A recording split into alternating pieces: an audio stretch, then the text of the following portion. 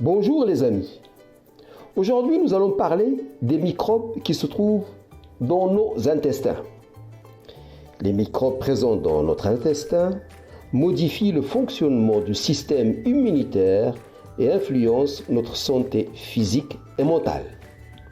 Ce que nous mangeons a une incidence sur les milliards de bactéries, champignons, virus et autres germes qui vivent dans notre tube digestif.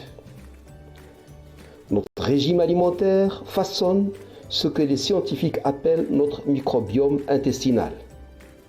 En effet, nous mangeons des milliards de bactéries, champignons, virus et autres germes qui vivent dans notre tube digestif.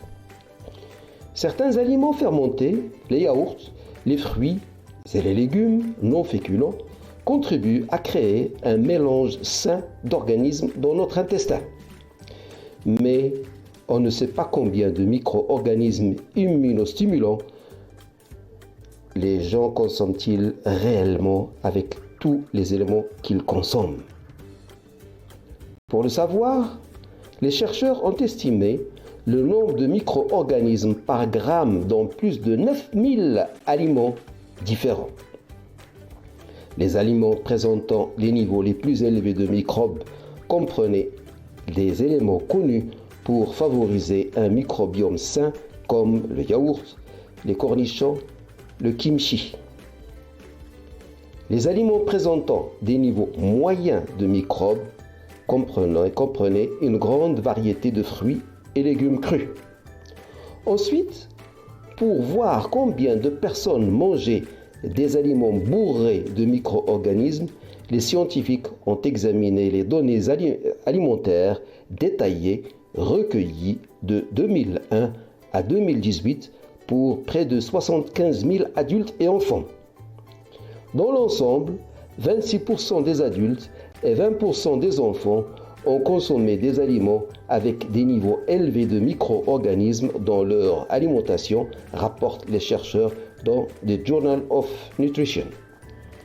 Lorsque nous pensons aux microbes présents dans nos aliments, nous pensons souvent soit à des agents pathogènes d'origine alimentaire qui causent des maladies, soit à des probiotiques qui offrent un avantage documenté pour la santé, a déclaré dans un communiqué le professeur Colin Hill, co-auteur de l'étude à l'université de College Cork. Mais il est important d'explorer également les microbes alimentaires que nous consommons dans les aliments fermentés et non cuits, dit Hill.